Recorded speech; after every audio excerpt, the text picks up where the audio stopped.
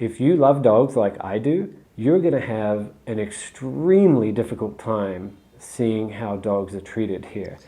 Are dogs treated poorly in Ecuador? You know what? Let's ask. And we're here with Mr. Chief. Tell us, Mr. Chief, how is the situation for dogs here in Ecuador? No comments, huh?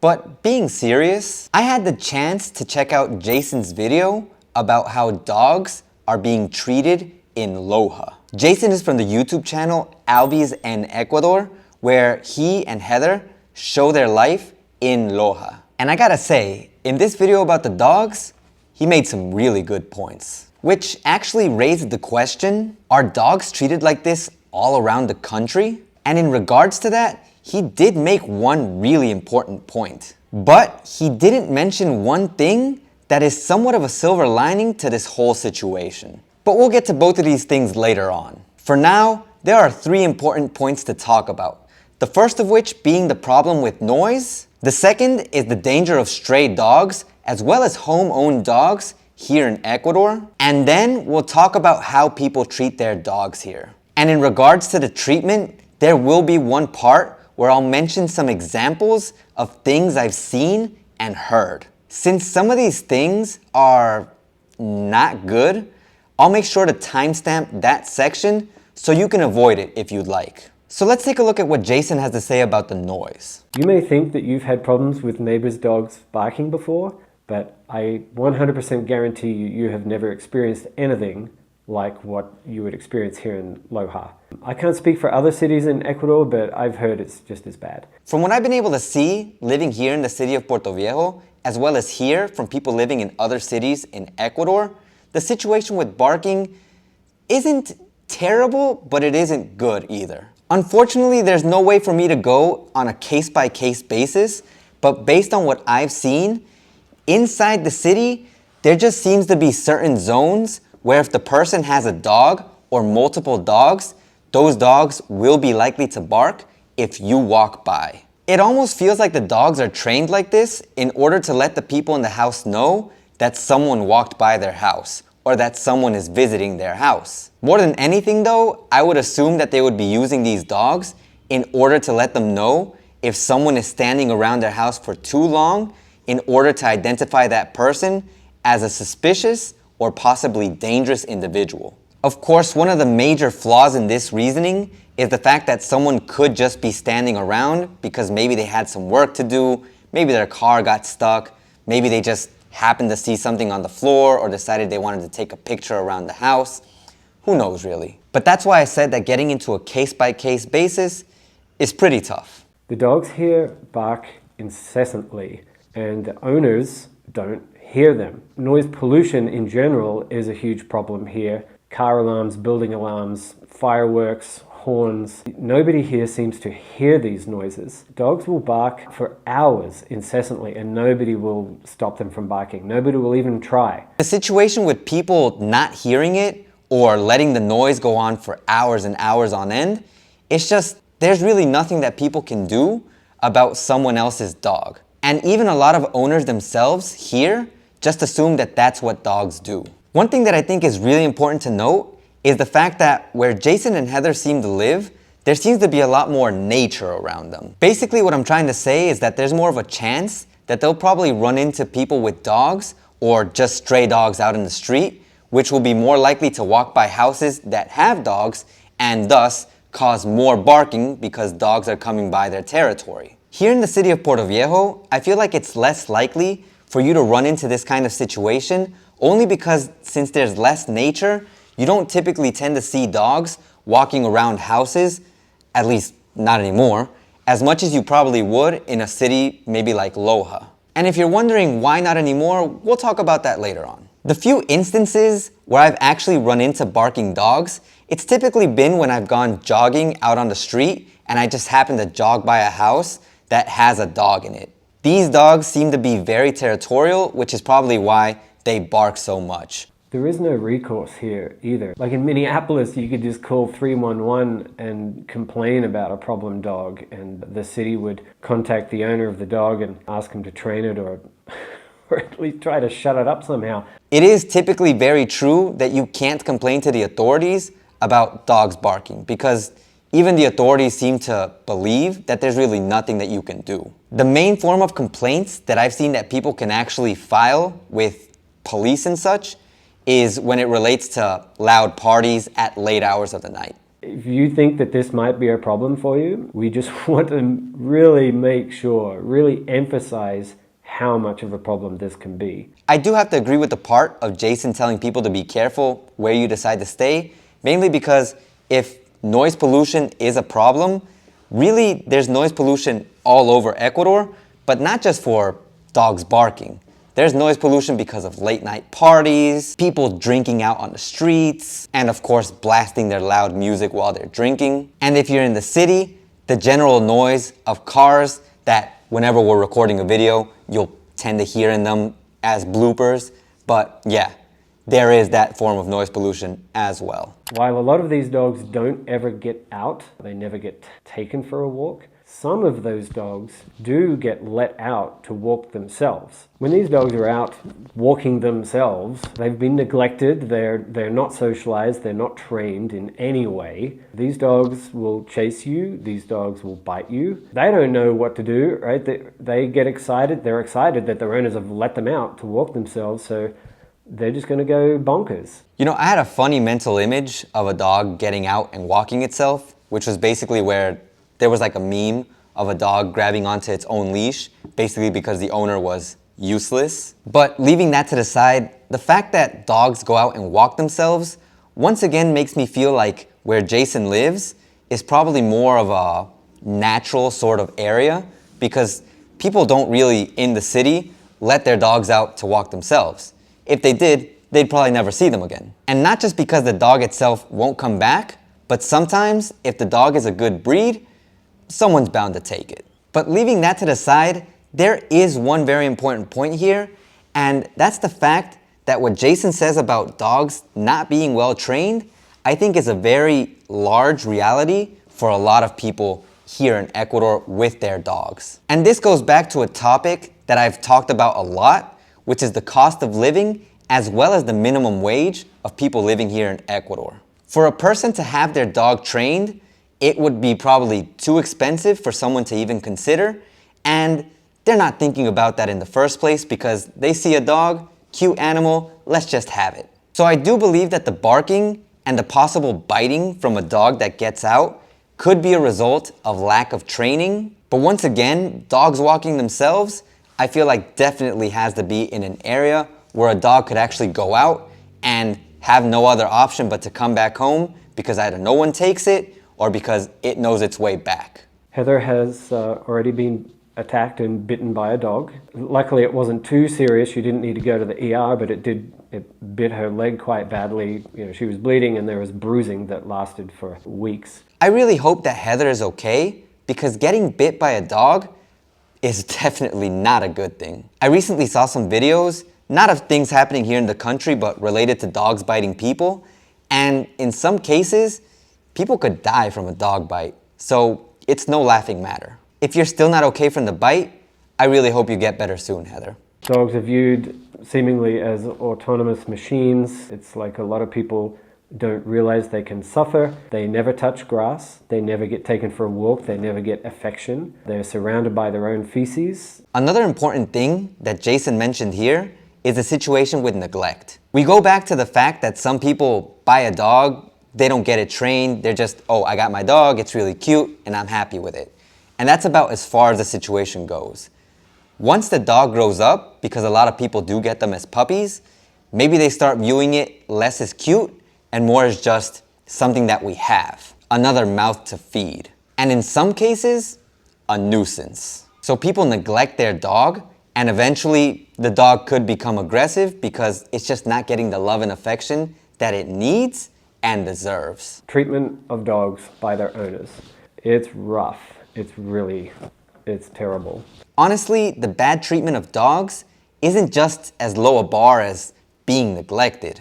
There are other worse and even going up to worst case scenarios than that. Dogs are purchased as guard animals, essentially. They spend their entire lives either on a roof or in some kind of garage type area with a gate, where their job is to bark incessantly. As soon as people buy a dog, like I said before, it's cute at first and then people just see it more as like a guard dog, which is why they typically place it on the roof of the house in order to bark, since they probably don't want to hear it barking inside of the house, so they figure, let's leave it outside and at least let it warn us when someone is getting close. And the same thing for when the dog is behind the gate. At least being behind the gate makes me feel like it has a little bit of freedom, since if the space is big enough, then it has some room to run. But in both cases, I just feel like the dog itself was purchased at first as a cute item, and then afterwards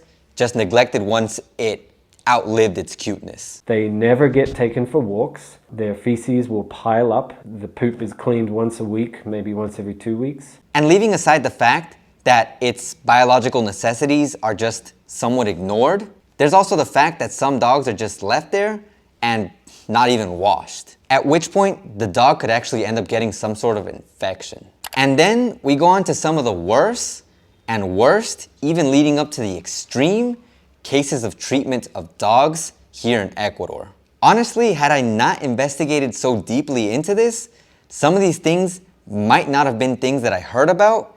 In fact, the last thing that I actually heard about, which was a gruesome situation with dogs, was actually the result of poor treatment of a pair of bulldogs. Basically in the city, what had happened is that a pair of bulldogs apparently killed and ate their owner. But upon further investigation, it was found out that what had happened is that the owner treated them so brutally that one day they just lost all sense of reason. And that resulted in them attacking and ultimately ending the life of their owner. And I found this out attending a little bit of a protest by a group of animal activists here in the city. And while I was there, I was able to learn that there are a lot of cases of stray animals, not just dogs, but a lot of cats that are all over the city. Which really surprised me, because there was a time in the past, we're talking about tons of years ago, where you would see dogs constantly on the streets, which is why people were advised to leave their trash in the middle of the street, in this little part in the middle where you can place your trash because there's like trees there.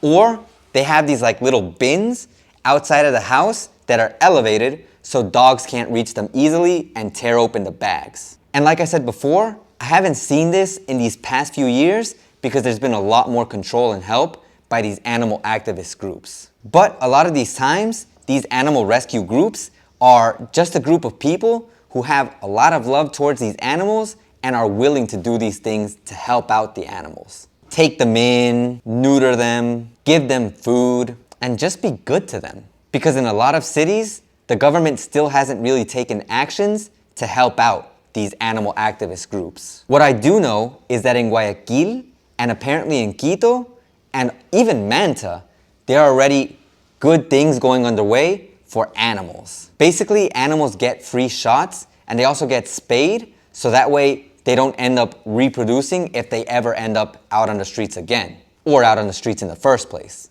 And it's this kind of assistance that places like Puerto Viejo and apparently Loja really need in order to help make the situation with animals a little bit better. And while the situation with the bulldogs might seem a bit gruesome coming from the dog doing something to the human, most of the times, like we said before, there's a lot of mistreatment of animals here, which leads up to something like that happening. In my investigations here in Puerto Viejo, I ended up finding out that, of course, the place that's one of the most dangerous places here in the city, there's actually a situation where the people in that part of the city are actually stabbing dogs. While nothing really surprises me about that part of the city, it does sadden me that the situation is so bad there that now they don't just mess with people, but they also mess with animals. Then there's also this situation, once again going to treating a dog poorly in Guayaquil.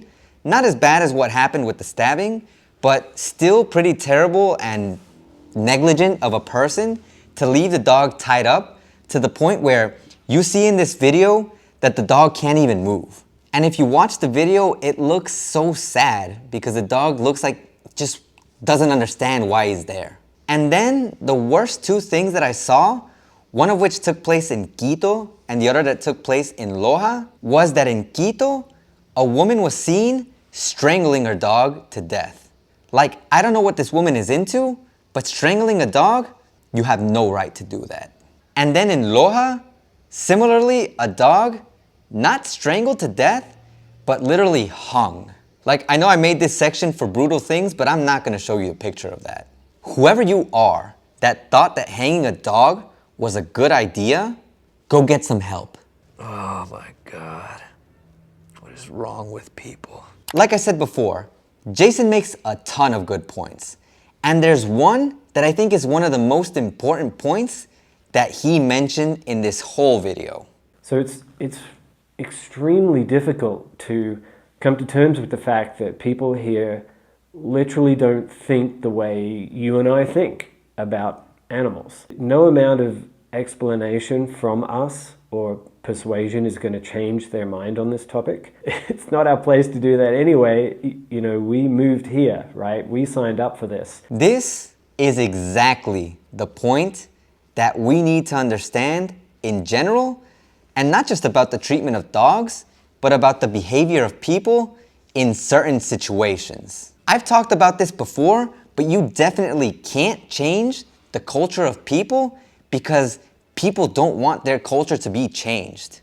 They're very happy with the way things are, and since things have been that way for so long, they just accept it as something normal. And while all of this seems terrible, there is one silver lining. It's not perfect, but you can report people who mistreat their dogs or animals in general. Yes, believe it or not, police do actually have to take action if someone reports someone doing something wrong to an animal. This includes abandoning the animal, abusing the animal, killing the animal, using the animal for any sort of fight, and for the depraved individuals for having sex with the animals. Because apparently that is a thing here. And if you'd like more info on that, I'll leave a link in the description of this video so you can check that out. But with this situation, like with most things in life, there's always going to be exceptions. I just want to reiterate that this is not everybody that's doing this. The younger generation here seems to understand how dogs are supposed to be cared for, and they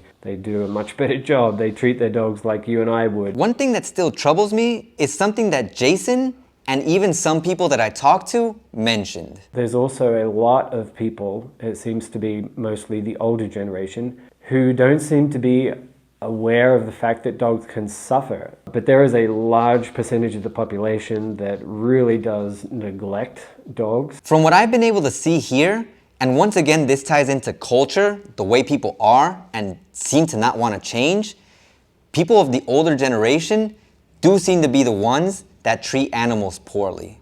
And not even just specifically poorly, but the neglect to leave them as guard dogs and not give them the love and affection they deserve does seem to be an attribute that the older generation has. And just to give an example of this, I actually talked to someone who told me that their great-grandfather used to punch their dog. And were it not for this person's grandmother, this dog would receive no form of affection. So as with any situation, there are definitely exceptions. Like my friends treat their pets amazingly. Some even better than they would treat human beings. For example, my friend Roberta from the podcast episode 2, she loves cats. They're literally like children to her, like for real. And I've even seen cases of friends who celebrate their dog's birthday, not just with a picture of the dog, but an actual whole birthday celebration. Even a cake for the dog. So there are people here in Ecuador who really do treat their animals very well, even if unfortunately, that isn't the case for the whole country. So as Jason said earlier, and not just due to noise, but due to how you feel about animals, if any of this causes you to feel uncomfortable to be here in Ecuador, then you might really want to consider where exactly you want to live, either within the country or just not in the country at all. It does tend to be very important that we get information not just from one person, but from various people about various situations. Which is why if you haven't checked out the video that I made reacting to Don Shader's thoughts about giving money to beggars in Ecuador, you definitely should check it out right now. Also, I'm really thankful for Jason's take on this whole situation. Go check out Alvy's in Ecuador right now. Support me so I can make more videos like this by becoming a member on buymeacoffee.com or here on YouTube memberships for tons of perks. Take care, and as always, ace out. Hello, Mr. Chief.